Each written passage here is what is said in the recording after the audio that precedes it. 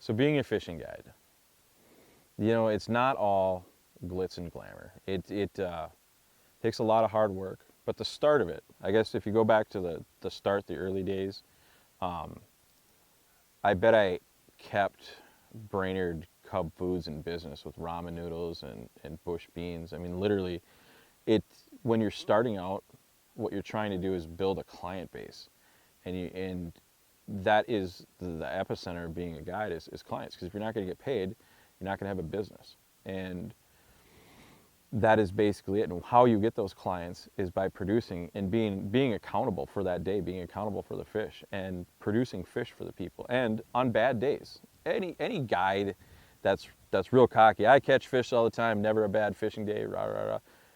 It's not true. Fish don't bite every day. You know, even if you look at tournaments, you take that aspect into play and go on a bad tournament. Like recently, there was a tournament on Winnie where on day one there was like 42 zeros that day. Literally, the top 10 caught fish, and 7th place, you only had to have 3 fish.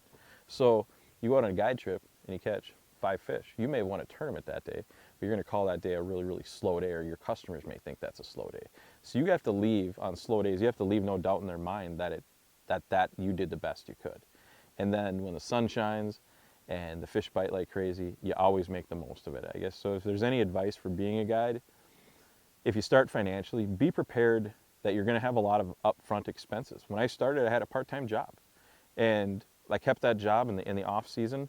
You know, the 2 off seasons we have, spring and fall, and I kept that job, and that helped me. And I had to do that for 3 or 4 years. You know, so any advice to any young guys getting into being a guide is make sure you have a backup plan. If something happened to me and I had to, you know, go back to, you know, the workforce, I could do that. And that's another piece. Always have something to fall back on. But if you're going to make a guide, you're going to have to make life choices. You're going to have to be a really good fisherman. You're going to have to be really good with people. And you can't fill people full of garbage, because they'll figure it out. And the other part, you can't just open a Facebook page and decide you're a guide one day. Because real guides have insurance, they have training, they have many, many years on the water.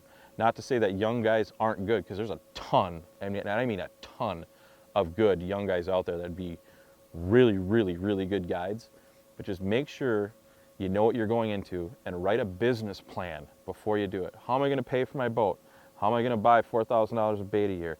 How am I going to fill that big old Mercury up with gas every year? You know, those are the things you're thinking about.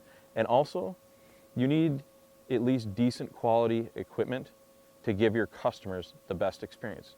Now, starting out, any boat will work as long as your personality and the fish let you do it. I mean, that's just the key. And all in all, be yourself. If you can't be yourself and you're trying to be a guide, you probably won't make it. Because being a guide, I ultimately believe that you don't make yourself a guide. I think all really good guides are actually born. It's a lifestyle. It's in them. Because you see a lot of the guides out there that are guides.